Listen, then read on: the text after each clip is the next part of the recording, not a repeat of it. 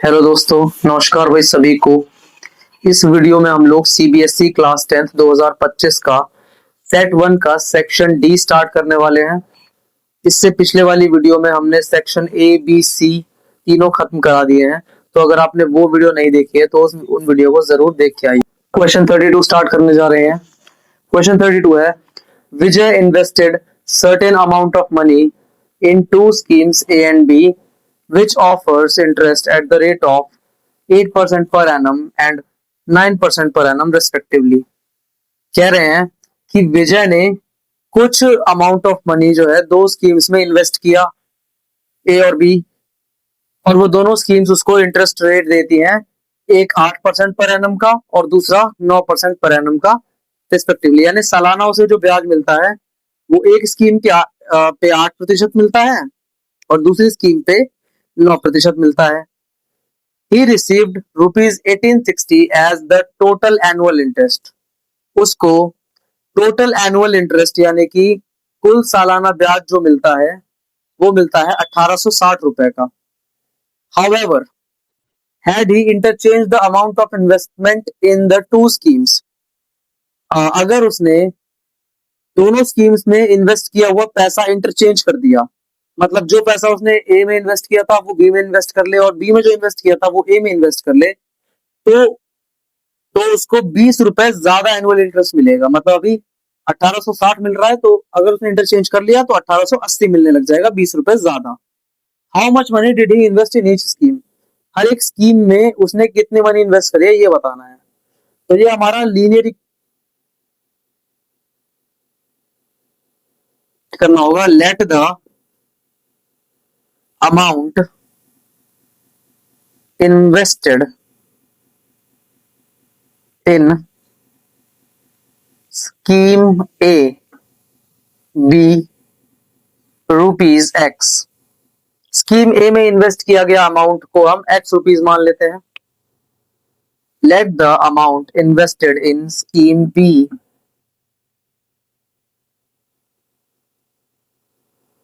Exactly आपको यही same lines लिखनी है, तो मैंने डैश डैश करके दिखा दिया है, ज्यादा टाइम ना वेस्ट हो। तो ए स्कीम में जो अमाउंट इन्वेस्ट हुआ है वो एक्स रुपीज का है और बी में जो अमाउंट इन्वेस्ट हुआ है वो ₹5 का है। अब अगर मैं टोटल इंटरेस्ट की बात करूं, टोटल एनुअल इंटरेस्ट की बात करूं, तो वो इंटरेस्ट कैसे मिलेगा? ए स्कीम से मिला हुआ इंटरेस्ट प्लस बी स्कीम से मिला हुआ इंटरेस्ट मिला के ही तो होगा, आया ना। टोटल एनुअल इंटरेस्ट, पहली स्कीम ए से मिला हुआ इंटरेस्ट और दूसरी स्कीम बी से मिला हुआ इंटरेस्ट, दोनों को मिला के ही बनेगा। अब टोटल एनुअल इंटरेस्ट हमारे पास कितना है क्वेश्चन में गिवन? 1860। ए के द्वारा दिया गया प्रिंसिपल अमाउंट एक्स है जो हमने लगाया है,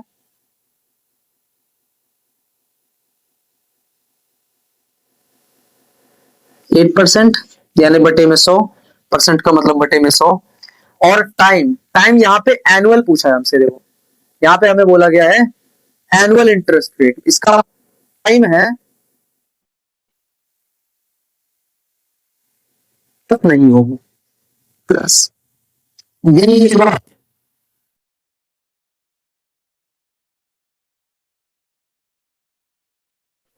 इक्वेशन। अभी इसको मिटा के हम इसको थोड़ा और सिंप्लीफाई करके लिखेंगे। पहले मैं ये क्वेश्चन मिटा देता हूँ, ये क्वेश्चन बहुत ज्यादा स्पेस ले रहा है बोर्ड का, तो मैं क्वेश्चन पूरा मिटा देता हूँ, आप इस क्वेश्चन को देख लीजिए एक बार। अब इसे मिटाते हैं हम और इसका सॉल्यूशन करते हैं।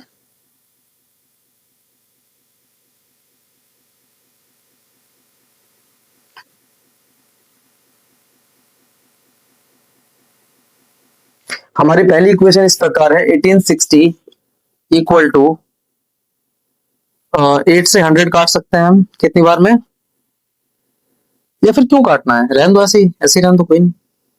ये हो जाएगा आपका 8x अपॉन में 100 प्लस ये हो जाएगा आपका 9y अपॉन में 100। अब यहां से अगर हमें 100 को रिमूव करना है ताकि सिंप्लीफाई हो सके थोड़ा, तो हम क्या करेंगे, 100 दोनों में से एक साथ लिख लेंगे,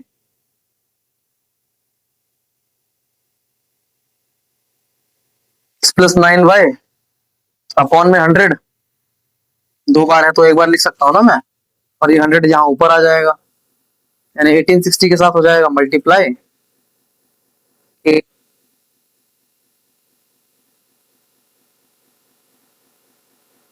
बनेगी 186,000।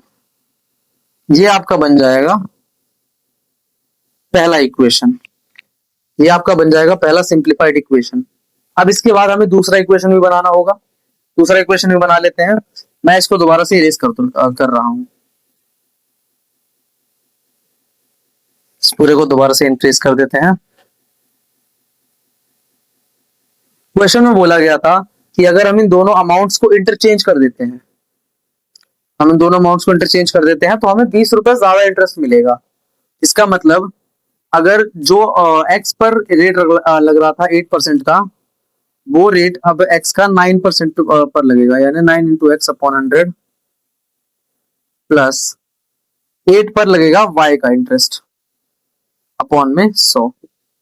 अब हमने दोनों को इंटरचेंज कर दिया है, एक्स के साथ 8 की जगह 9 को रख दिया है और वाई के साथ 9 की जगह 8 को रख दिया है। तो ऐसे में क्या हुआ होगा, हमारा जो इंटरेस्ट है वो 20 रुपए से बढ़ गया होगा, करेक्ट। तो यहां से इक्वेशन क्या बनेगी, 9x upon 100 plus 8y upon 100 equal to 1880, हाँ है ना, 60 प्लस 20 80। यहां से हम फिर से वही करेंगे जो हमने अभी किया था इक्वेशंस में, अपॉन में 100 इक्वल देंगे तो हमारा 9x प्लस 8y बराबर 18,800। ये हमारी बन जाएगी दूसरी इक्वेशन। अब हमारे पास दोनों इक्वेशन मौजूद है, इसे सिंप्लीफाई करके, इसको सॉल्व करके बस इसका आंसर निकालना है, जो कि आप कोई किसी भी मेथड से कर सकते हो, सब्स्टिट्यूशन से, एलिमिनेशन से, किसी से भी। हम इसको एलिमिनेशन से करेंगे क्योंकि वो हमारे लिए ज्यादा सुटेबल रास्ता पड़ता है। 8x प्लस 9y और दूसरी इक्वेशन होगी 9x प्लस 8y बराबर 188,000।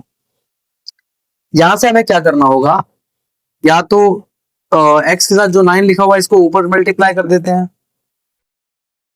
तो ऐसे में क्या होगा, एक्स एक्स वाली टर्म एक साथ हो जाएगी और नीचे भी 8 से मल्टीप्लाई करना होगा,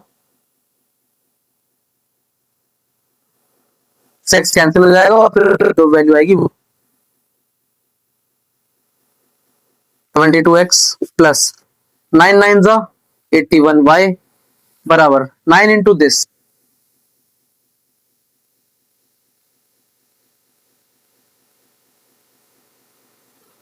प्लस 5 हो जाएगा आपका 70, 1 इज 16, 1674000। और नीचे क्या होगा, 8 9 जा 72x 64y बराबर 000 आएगा पहले तो, और इसके बाद 8 8 जा 64, 8 8 जा 64, 64 प्लस 6 70 और 8 1 जा 8, 8 प्लस 7 हो जाएगा आपका 8 और 7 15, 1504,000। यहां से अब अगर आप इनको एलिमिनेट करोगे यानी माइनस करोगे तो आपका ये कैंसिल हो जाएगा दोनों, 81 में से 64 माइनस और ये हो जाएगा आपका 7, 11 माइनस 4 होता है आपका 7 और 7 माइनस 6 होता है आपका 1, 17y बराबर, इनको आप माइनस करोगे तो पहली बात तो 000 तो आएगा ही आएगा, और 4 में से 4 गया तो 0, 7 में से 0 गया तो 7, 6 में से 5 गया तो 1 एंड 1 में से 1 गया तो 0, मतलब 17 बाई की वैल्यू आ गई, की वैल्यू आ जाएगी 174 टाइम्स 0 अपॉन 17। 17 से जब आप इसे कट करोगे तो y की वैल्यू आपकी आ जाएगी 1 एंड 40, यानी y की जो वैल्यू आएगी वो आ जाएगी आपकी 10,000 के अराउंड। मतलब y यानी कि दूसरी अमाउंट में जो पैसा इन्वेस्ट किया था स्कीम बी में वो 10,000 रुपए था। अब y की वैल्यू 10,000 आ चुकी है, तो हम यहाँ इन दोनों में से किसी भी एक वैल्यू में पुट करके इसका आंसर निकाल सकते हैं। वो हम किसी में पुट कर लेते हैं, मान लीजिए इसमें पुट कर लेते हैं, तो 72x प्लस 64 इंटू 10,000, y की जगह 10,000, यहां से आपका 72x बराबर हो जाएगा 64 इंटू 10,000, क्या हो जाएगा आपका 6,40,000। 504,000 माइनस 64 एंड 40। अब इसमें से हमें इसको माइनस करना होगा, तो हम इसे माइनस कर लेते हैं। माइनस हम यहां कर लेते हैं 1504,000 एंड 640,000। माइनस करेंगे तो हमारा आंसर आ जाएगा, 4 में से 4 गया, 4 में से 0 गया 4, 000 और 10 में से 4 गया तो 6, और आपका 14 में से 6 गए तो आपके बचेंगे 8। 864,000, 864,000 तो x, यहां से अगर x की वैल्यू हम निकालना चाहें तो वो हो जाएगा 864,000 अपॉन में 72। 72 से प्लस 72 एंड 8 प्लस 6 आपका होता है 8 और 6 14, 144 एंड 72 दूनी आपका आई थिंक 144 होता है। यस, 72 दूनी 144, यानी कि दूसरा अमाउंट आ जाएगा आपका 12,000। यानी पहला अमाउंट था 10,000 और दूसरा, ये क्वेश्चन सॉल्व हो चुका है और इसका आंसर यही है। जा रहे हैं, ए पार्ट है, the diagonal BD of a parallelogram ABCD intersect the line segment AE at the point F where E is any point on the side BC. Prove that DF into EF equal to FB into FA. सबसे पहले तो हमें यहाँ पे इसका diagram बनाना होगा, जिसके लिए हम एक पैरेललोग्राम ड्रॉ करेंगे। पहले तो इस तरह से हम एक पैरेललोग्राम ड्रॉ कर लेंगे। उसके बाद पैरेललोग्राम का नाम ABCD है। इसमें हमारी एक डायगोनल है BD वाली डायगोनल है, वो AE वाली लाइन को इंटरसेक्ट कर रही है F पॉइंट पर। यहां पे हमें प्रूफ करना है DF multiply EF equal to FB multiply FA। ये हमें प्रूफ करना है। अब ऐसे में मल्टीप्लाई का या डिवाइड का जब भी केस आए तो आपको उसके लिए सिमिलैरिटी ही परफॉर्म करनी होती है। ये बात आप याद रख लेना, ठीक है, कि जब भी आपका मल्टीप्लाई वाली दो चीजों को प्रूफ करने का आ जाए या फिर डिवाइड वाली कोई भी दो चीजों को ट्राइंगल में अगर हो तो सिमिलैरिटी आपको प्रूफ करनी पड़ेगी। इसके लिए आपको इस ट्राइंगल को और इस ट्राइंगल को सिमिलर प्रूफ करना होगा, क्योंकि ये साइड्स इन्हीं दो ट्राइंगल्स में से है। तो सबसे पहले हम यहां पे लिख लेंगे टू प्रूफ, कि प्रूफ क्या करना है। प्रूफ करना है हमें DF multiplied by EF equal to FB multiply by FA। यहां से हम प्रूफ स्टार्ट करते हैं अपना। सबसे पहले जो दो ट्राइंगल्स मैंने शेड किए हैं इनको मैं सिमिलर करूंगा। सिमिलर के लिए पहले मैं इनका नाम लिख लेता हूं, in triangles AFD and EFB and EFB। ये दो ट्राइंगल्स मैंने लिए। अब इनको सिमिलर करने के लिए दो एंगल्स मुझे बराबर करने होंगे। एंगल क्राइटेरिया से मैं इन्हें सिमिलर साबित कर दूंगा। पहला एंगल तो ये वाला ले लेंगे हम, ये दोनों एंगल्स बराबर होंगे क्योंकि वर्टिकली अपोजिट एंगल हो जाएंगे। इनका नाम मैं लिख देता हूं, एंगल AFD बराबर हो जाएगा एंगल EFD के।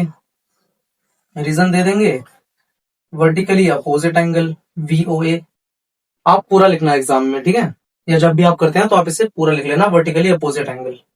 अब इसके बाद दूसरा एंगल हम लेंगे यहां से, ये इस तरह से,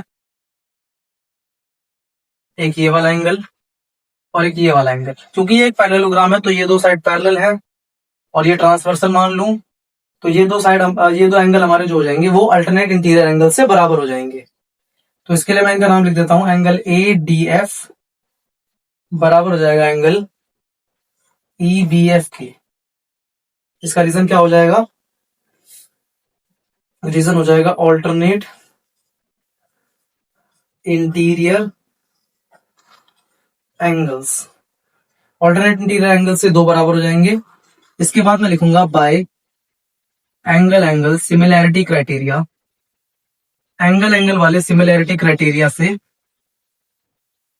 ट्राइंगल AFD जो है वो सिमिलर हो जाएगा ट्राइंगल EFB के।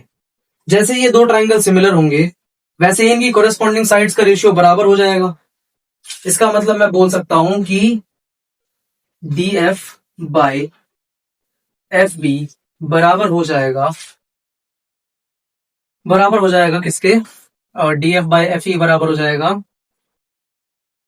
FA बाय EF के। ये रेशियो बराबर हो जाएंगे बिल्कुल।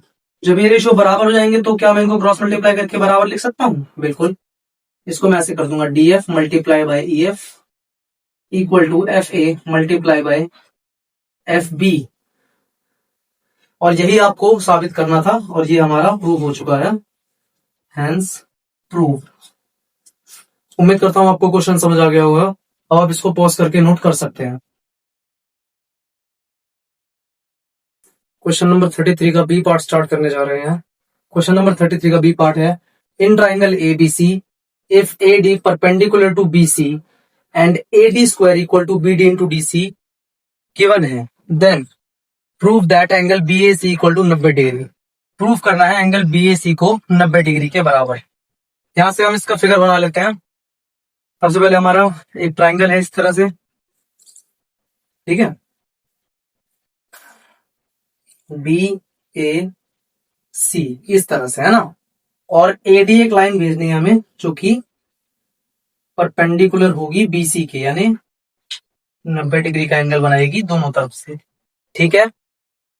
और दूसरी बात क्या है, ये गिवन है। पहले हम लिख लेते हैं इसमें गिवन पार्ट। गिवन पार्ट हमारा है कि भाई AD जो है वो परपेंडिकुलर है BC के, और क्या दूसरा चीज गिवन है हमें कि AD का स्क्वायर बराबर है BD मल्टीप्लाइड बाय DC के। ये दो चीजें गिवन है। इसके बाद हम लिखेंगे टू प्रूफ, कि हमें प्रूफ क्या करना है, प्रूफ करना है एंगल BAC बराबर 90 डिग्री। और इसके बाद प्रूफ हम स्टार्ट कर देते हैं, बस इतना ही है। इसके बाद हम प्रूफ करेंगे तो यहां से आप देख सकते हैं कि ये जो ट्राइंगल ADC है, ये वाला ट्राइंगल और साथ में ये वाला ट्राइंगल दोनों ही राइट एंगल ट्राइंगल है, दोनों में 90-90 डिग्री बन रहा है। तो यहां सबसे पहले हम पाइथागोरस थ्योरम लगा के कुछ इक्वेशन अचीव करेंगे। वो इक्वेशन है हमारी, सबसे पहले in triangle ADC right angle at D, right angle at D, हम ये बात कह सकते हैं कि जो AC का स्क्वायर है वो बराबर हो जाएगा AD के स्क्वायर प्लस DC के स्क्वायर के, करेक्ट। इक्वेशन फर्स्ट हो जाएगी ये, और इसका रीजन हम दे देंगे पाइथागोरस थ्योरम, पाइथागोरस थ्योरम, ठीक है। इसके बाद हम दूसरा ट्राइंगल लेते हैं जो ऊपर वाला है उसके, in triangle ADB right angle at D, हम इसमें कह सकते हैं कि AB का स्क्वायर इक्वल हो जाएगा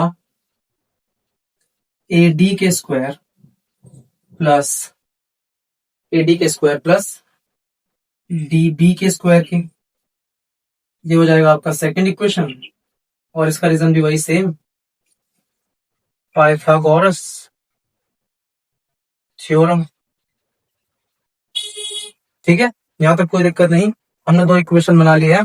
अब हम क्या करेंगे, इन दोनों इक्वेशंस को करेंगे ऐड, ठीक है।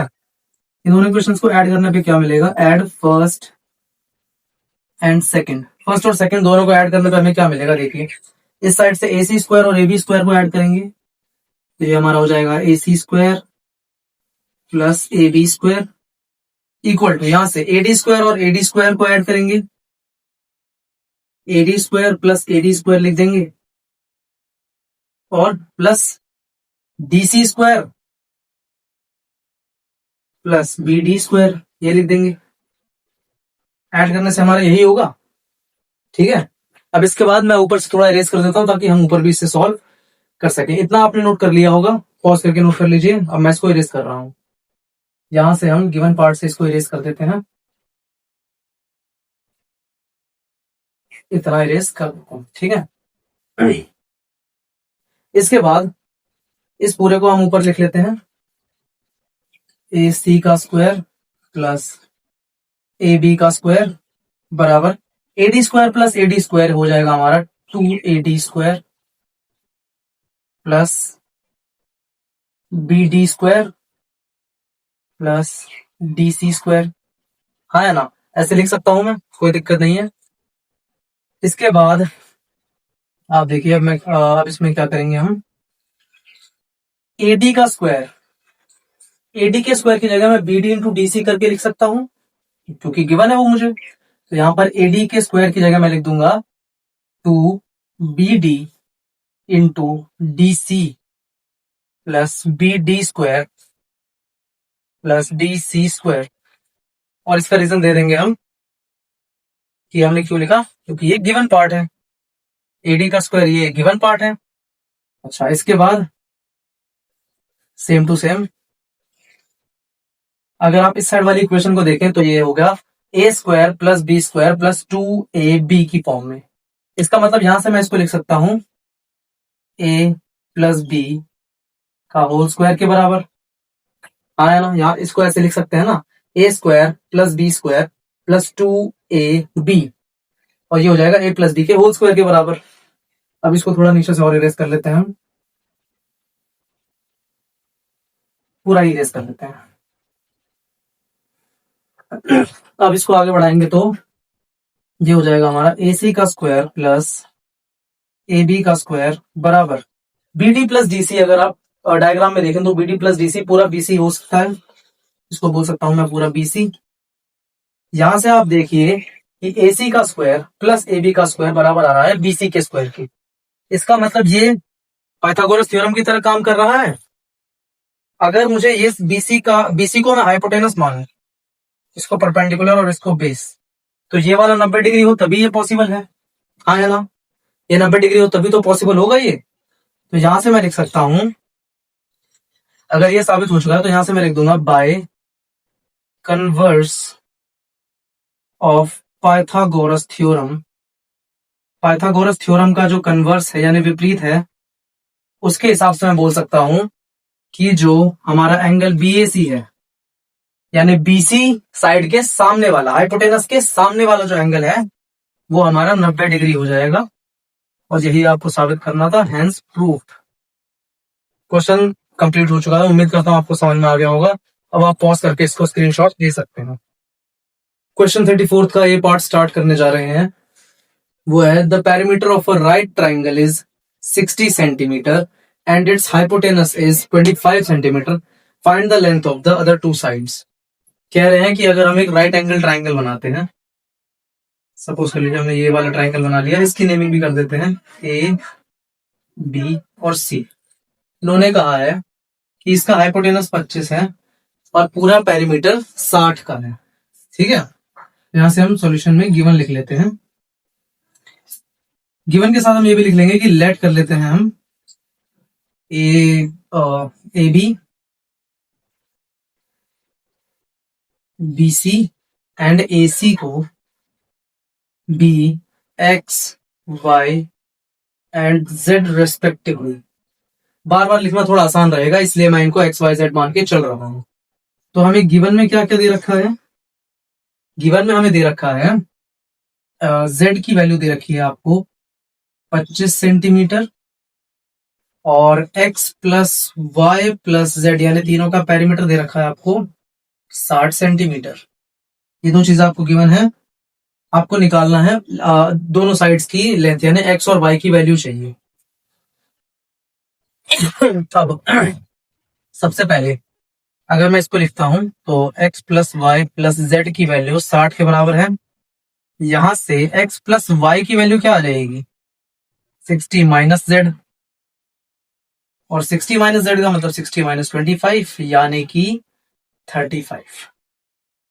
मतलब मैं लिख दूंगा सबसे पहले x प्लस वाई की वैल्यू 35। ये हो गई हमारी इक्वेशन फर्स्ट, जिसका हमें बाद में यूज करना है। ठीक है, इसके बाद अब क्योंकि ये एक राइट एंगल ट्राइंगल है, इसका मतलब मैं कह सकता हूं कि z का स्क्वायर बराबर हो जाएगा x के स्क्वायर प्लस y के स्क्वायर के। हाँ है ना, पाइथागोरस थ्योरम, रीजन दे देंगे हम पाइथागोरस थ्योरम का, पाइथागोरस थ्योरम का।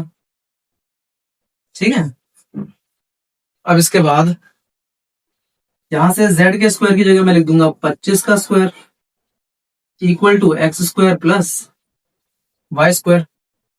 अब इस इक्वेशन को हम इस साइड ले आते हैं,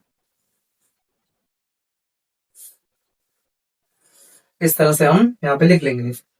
इसको हम लिख देंगे X square plus Y square equal to 625, लिख दिया हमने। अब यहां से क्या मैं इन दोनों पर अगर दोनों साइड में 2xy से ऐड कर दूं तो कोई दिक्कत? प्लस 2xy इधर भी और प्लस 2xy इधर भी, तो कुछ चेंज नहीं होगा क्योंकि मैंने सेम चीजें ऐड करी हैं, तो इक्वेशन में कोई भी फर्क नहीं पड़ने वाला। ऐसा मैंने क्यों किया है, इसका रीजन ये है, यहां से आप एक आइडेंटिटी देख पा रहे होंगे A square plus B square plus 2ab करके, वो मैं यहाँ पे लगा दूंगा। A square plus B square plus 2ab का आइडेंटिटी होता है एक्स प्लस वाई का whole square equal to 625 plus 2xy। Clear? X plus Y की जगह यहां से मैं क्या लिख सकता हूं, 35 डिग्री, तो वो मैं यहां लिख दूंगा 35 डिग्री नहीं सॉरी 35 का स्क्वायर बराबर 625 प्लस 2xy। यहां से 35 का स्क्वायर हो जाएगा आपका 1225 इक्वल टू 625 प्लस 2xy, और यहां से 2xy की वैल्यू निकल के आ जाएगी 1225 माइनस 625 यानी कि 600। ठीक है, अब हम इस साइड को, सबसे पहले आप इस साइड वाला पूरा नोट कर लीजिए ताकि मैं इसे इरेज कर सकूं। अब मैं इस पूरे को इरेज कर रहा हूं, और इस पूरे को इरेज कर देते हैं।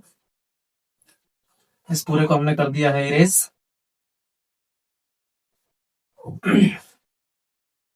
अब इसके बाद यहां से हमारा 2xy जो है वो बराबर हो जाएगा 600 के, और xy की वैल्यू बराबर हो जाएगी 300 के। ये हमारी हो गई दूसरी इक्वेशन।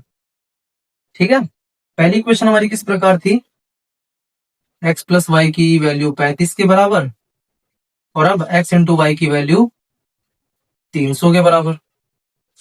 यहां से दो इक्वेशन हमें मिल चुकी है। क्या मैं यहां y की जगह पे 35 माइनस एक्स रख सकता हूं? बिल्कुल, y की वैल्यू अगर निकालेंगे x उधर जाएगा तो 35 माइनस एक्स हो जाएगा इक्वल टू 300। यहां से जो इक्वेशन बनेगी वो बनेगी 35x 35x minus x square, और 300 इधर आएगा तो माइनस का 300 बराबर 0। यहां से क्वाड्रेटिक इक्वेशन अभी थोड़ा इसका उस फॉर्म में नहीं दिख रही है, तो हम क्या करेंगे, माइनस कॉमन ले लेंगे जिससे एक्स स्क्वायर प्लस का हो जाएगा। पहले इस साइड को इरेज कर लेते हैं। यहां से हमारी क्वाड्रेटिक इक्वेशन की फॉर्मेशन हो चुकी है, अब बस इसे सॉल्व करना होगा। सबसे पहले मैंने -1 कॉमन ले लिया तो अंदर बचेगा X square minus 35x plus 300 equal to 0। -1 उधर जाके पूरा खत्म हो जाएगा, X square minus 35x plus 300 equal to 0। यहां से इस 35 का मिडिल टर्म स्प्लिटिंग करना होगा, जो कि हमने क्वाड्रेटिक इक्वेशन वाले चैप्टर में सीखा था। इसको इस तरह से स्प्लिट करना होगा दो हिस्सों में कि इसका मल्टीप्लाई करके प्लस का 300 आ जाए, और प्लस या माइनस करके माइनस का 35 ही रहे। तो ऐसे में हमारे जो दो नंबर हम लेंगे वो होंगे हमारे, एक तो माइनस का 20x ले लीजिए और दूसरा माइनस का 15x ले लीजिए। 15 टू 30, 300 हो जाएगा हमारा, माइनस माइनस कैंसिल हो जाएगा मल्टीप्लाई करने के लिए, इसलिए प्लस 300 आ जाएगा, और माइनस माइनस प्लस होके माइनस 35 बन जाएगा। दोनों कंडीशन सेटिस्फाई हो रही है। प्लस का 300 इक्वल टू 0। यहां से अब हमें कॉमन लेना होगा, इन दोनों में से x कॉमन आ जाएगा, x माइनस 20। यहां से माइनस का 15 कॉमन आ जाएगा, x माइनस 20 बचेगा। यहां से हमारी दो वैल्यूज निकलेंगी x की, एक तो x माइनस 20 और x माइनस 15 बराबर 0।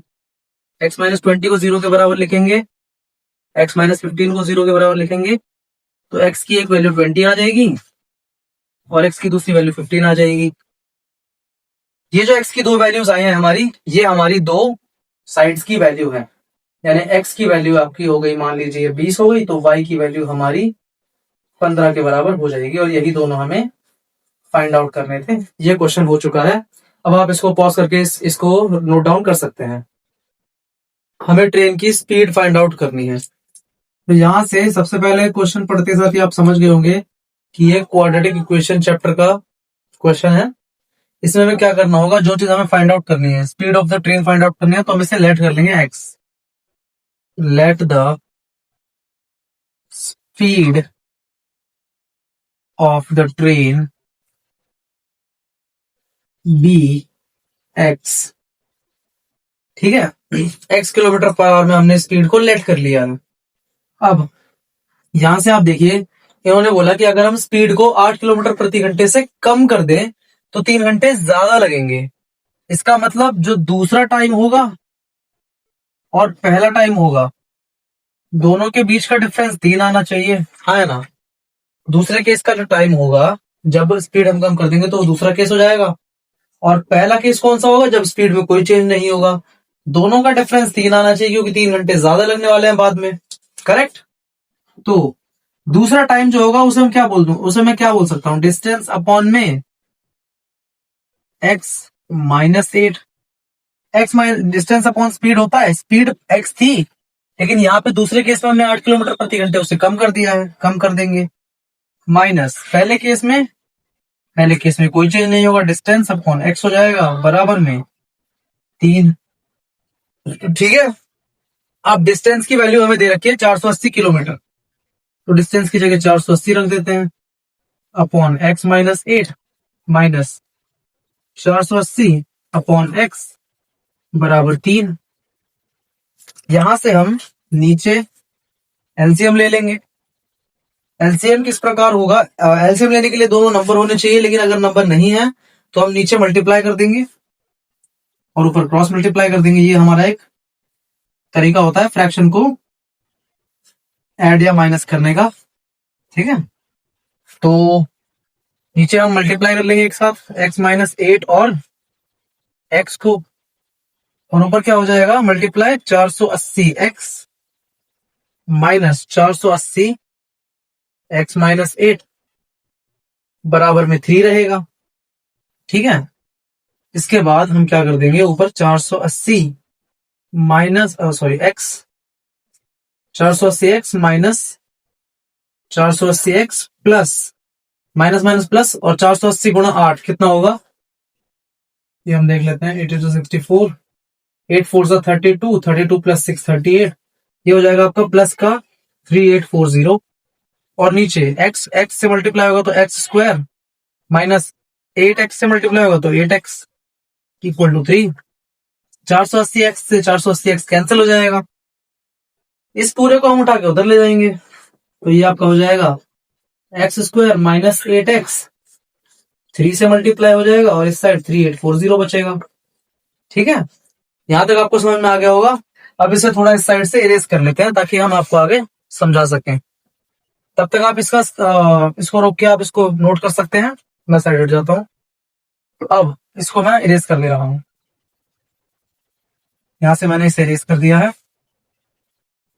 यहां पर आप देख सकते हैं कि मैं 3 को x स्क्वायर से मल्टीप्लाई कर दूंगा, या फिर 8 4 12 3 15, 3 को उधर भेज के डिवाइड भी तो कर सकते हैं हम, इजी हो जाएगा। एक्स स्क्वायर माइनस 8x, ये 3 जो मल्टीप्लाई में है इसको उधर भेज देते हैं, तो ये डिवाइड में हो जाएगा। 3840 के डिवाइड में हो जाएगा 3, और जब हम इसको काटेंगे तो 3 1 3 3 2 6 3 8 24 0, 1280 को इधर ले आएंगे उठा के, ये हो जाएगा X square minus 8x minus 1280 equal to 0। ये क्वाड्रेटिक इक्वेशन हमारी बन चुकी है। अब हमें इसको सॉल्व करना होगा। सॉल्व करने के लिए हमें मिडिल टर्म को स्प्लिट करना होगा ऐसे दो नंबर्स में, इनका मल्टीप्लाई करके ये वाला नंबर आए और प्लस माइनस करके 8 ही रहे। तो ऐसे में हमारे दो नंबर्स जो पॉसिबल हैं वो है हमारे माइनस का 40x और प्लस का 32x। Minus 1280 equal to 0। 32 चौके 128 होता है और लास्ट में 0 लग जाएगा।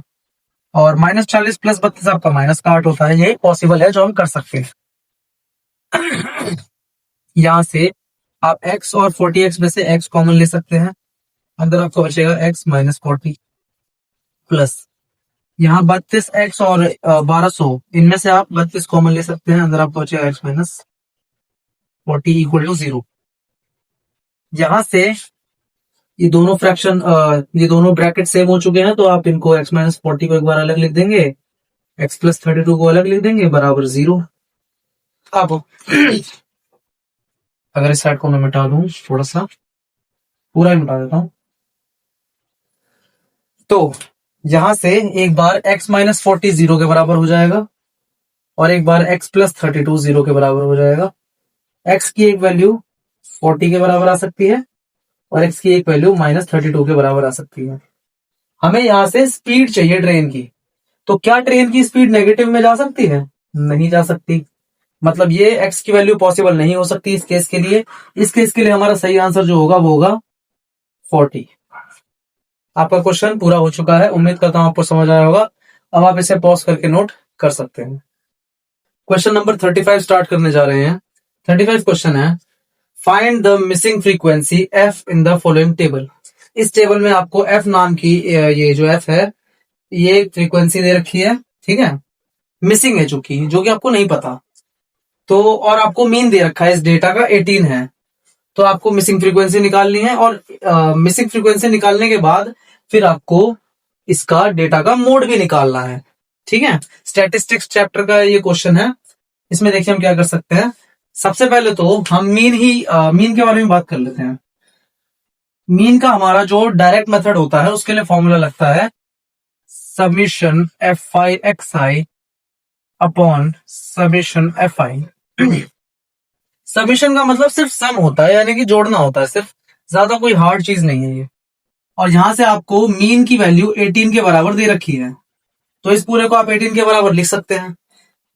अब यहां से हम इस टेबल पे आते हैं। सबसे पहले तो यहाँ पे हमें क्लास मार्क जो भी है हमारा xi, इसको निकालना होगा। क्लास मार्क जो होगा हमारा वो होगा ये जो आपका इंटरवल होता है ना, इस इंटरवल में लोअर लिमिट और अपर लिमिट को जोड़कर 2 से भाग देने पे जो आता है वो हमारा क्लास मार्क होता है। या फिर लोअर लिमिट और अपर लिमिट के बीच वाला जो नंबर होगा वो आपका क्लास मार्क हो जाएगा। दोनों में से कोई भी तरीका जो भी आपको आसान लगे वो आप लगा सकते हैं। यहां से 11 और 13 के बीच में मुझे पता है 12 आता है तो मैं 12 लिख दूंगा। 13 और 15 के बीच में 14 आता है तो मैं 14 लिख दूंगा। 15 से 17 के बीच में 16 आता है तो 16 लिख दूंगा। ऐसे ही 18 हो जाएगा, फिर 20 हो जाएगा, फिर आपका 22 हो जाएगा, फिर 24 हो जाएगा, बस, ठीक है। इसके बाद अगले टेबल में हमें fi xi, यानी fi और xi की वैल्यू को मल्टीप्लाई करते हुए चलना है। 12 7 जा 84, 14 6 जा 14 5 जा 70, 14 6 जा 84 और 69 जा आपका हो जाएगा 144, ठीक है। और आपका 18 13 जा ये हो जाएगा आपका 8 5 ये 23 हो जाएगा आपका 234, ये हो जाएगा आपका 234। और f इंटू 20 हो जाएगा आपका 20f, 22 इंटू 5 हो जाएगा आपका 110 और 24 इंटू 4 हो जाएगा आपका 96 के बराबर, ठीक है। सब हमने मल्टीप्लाई कर लिया है। एक बार क्रॉस चेक कर लेते हैं क्या हमने सब सही करा है या नहीं। 18 180 हो जाएगा, 18 1 54 54 और जोड़ देंगे दोनों को तो ये आपका 234 के बराबर आ जाएगा।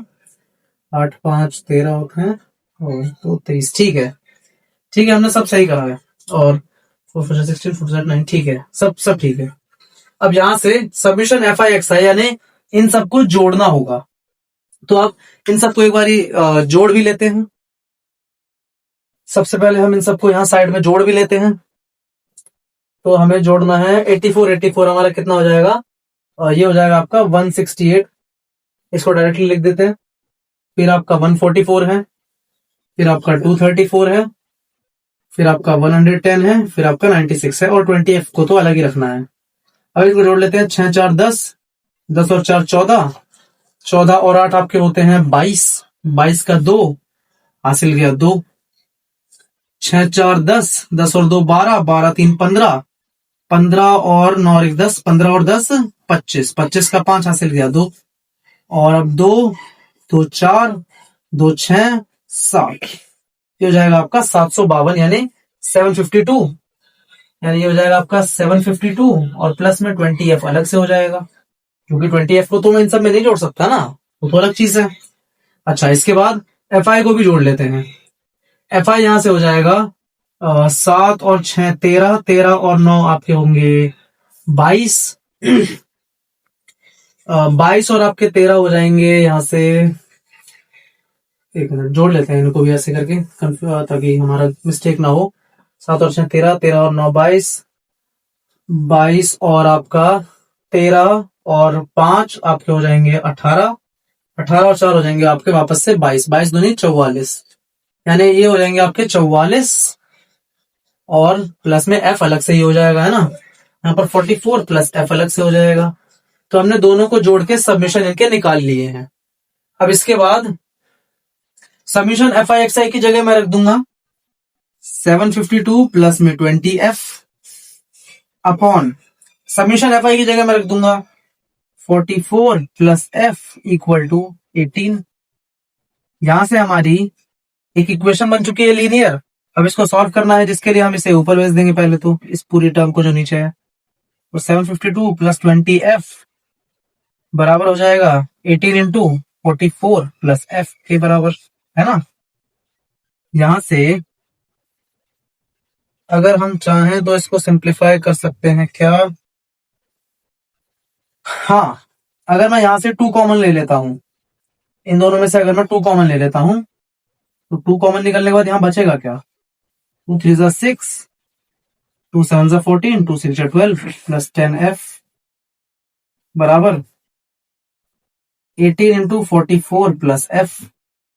यहां से 2 मैंने क्यों कॉमन लिया, ताकि इस 2 को हम नीचे भेज देंगे तो 18 को छोटा बना के 9 बना देगा, और 9 को 44 से मल्टीप्लाई करना इज मच इजियर, है ना, ज्यादा आसान है।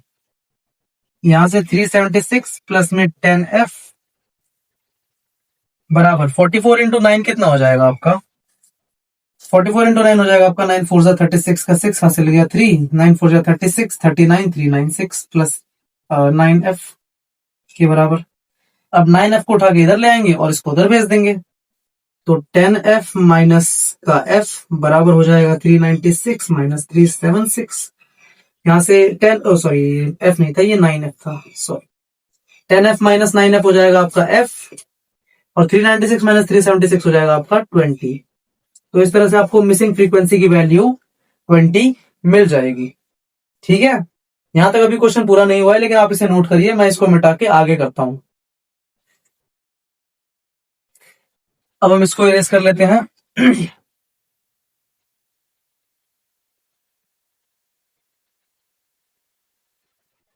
इसके बाद हमें क्या करना है, इसके बाद हमें मोड निकालना है, और मोड के लिए हमारा जो फॉर्मूला इस्तेमाल होता है वो फॉर्मूला होता है mode is equal to L plus F1 minus F0 upon 2F1 minus F0 minus F2 into में H। ये फॉर्मूला होता है। जहां पे L होती है वो होती है lower limit of model class, और H होती है वो होती है हाइट आपकी, यानी कि 11 से 13 के बीच की दूरी, 13 से 15 के बीच की दूरी, जो कि सब में बराबर रहती है। F1 जो होती है वो होती है आपकी सबसे बड़ी फ्रीक्वेंसी। तो सबसे बड़ी फ्रीक्वेंसी हमने F की वैल्यू क्या 20 ढूंढ ली है, बिल्कुल ढूंढ ली है। तो सबसे बड़ी फ्रीक्वेंसी को हम सबसे बड़ी फ्रीक्वेंसी हमें कौन सी लेनी होगी, वही जो 20 है, ऑब्वियसली 20 वाली फ्रीक्वेंसी सबसे ज्यादा होगी। तो ये हमारी क्या हो जाएगी, आपकी मॉडल क्लास। जिसकी फ्रीक्वेंसी सबसे ज्यादा होती है उसी को आपको मॉडल क्लास लेना है, इतना आप ध्यान में रख लीजिए। ये 20 है, इसको 20 ही लिख लेते हैं F की जगह पे अब, है ना। और जहां पे जो फ्रीक्वेंसी होती है इसको आपको F1 मानना होगा, इसके ऊपर वाले को F0 और नीचे वाले को F2। ये काम आपको हमेशा एक ही जैसा करना होगा। अब यहां से हमें खाली पुट करना है L, यानी lower limit of median class, यानी कि ये अपर लिमिट होती है और ये लोअर लिमिट, तो ये आपकी 19 हो जाएगी। 19 प्लस F1 यानी कि 20 माइनस F0 यानी 13 अपॉन में 2f1 यानी कि 2 इंटू 20 माइनस f0 यानी 13 माइनस f2 यानी कि 5 इंटू में h यानी कि हाइट ऑफ क्लास इंटरवल यानी बीच की दूरी, 11 और 13 के बीच की दूरी हो जाएगी 2 और सबके बीच की दूरी इसी तरह से 2 हो जाएगी कॉन्स्टेंटली, है ना। बस अब इसे सॉल्व कर देंगे, 20 माइनस 13 हो जाएगा आपका 7 और यहाँ पे 2 दूनी 20 दूनी 40 हो जाएगा, 40 में से 13 और 5 घटा देंगे तो हम 40 में से सीधा 13 और 5 18 घटा देते हैं। और ये माइनस होकर आपका हो जाएगा 10 में से 8 2 और 3 में से 2 22, नीचे बच जाएगा आपका 22 और इधर हो जाएगा मल्टीप्लाई में 2 ओनली, 2 से ये 22 कट जाएगा 11 बार में, तो हो जाएगा आपका 19 प्लस 7/11। अब आप इसको आप पॉइंट में लिख लीजिए, 7/11 का आपका पॉइंट हो जाएगा 0.6 एंड देन आपका बचेगा 4 और ये हो जाएगा 3 एंड देन वापस से आपका सॉरी वापस से नहीं 7 बचेगा फिर अगेन और 7 से आपका वापस 6 3 ये ऐसे चलता रहेगा, ठीक है। तो आप इसको 19.636 अप्रोक्स में करके लिख सकते हैं, ये आपका हो जाएगा मोड की वैल्यू। इस तरह से क्वेश्चन पूरा खत्म हो जाता है। हमने f की वैल्यू 20 ढूंढ ली है, मिसिंग फ्रीक्वेंसी ढूंढ ली है हमने, फिर हमने मोड की वैल्यू ढूंढनी है जो कि हो जाएगी 19.636 अप्रोक्स में, ठीक है।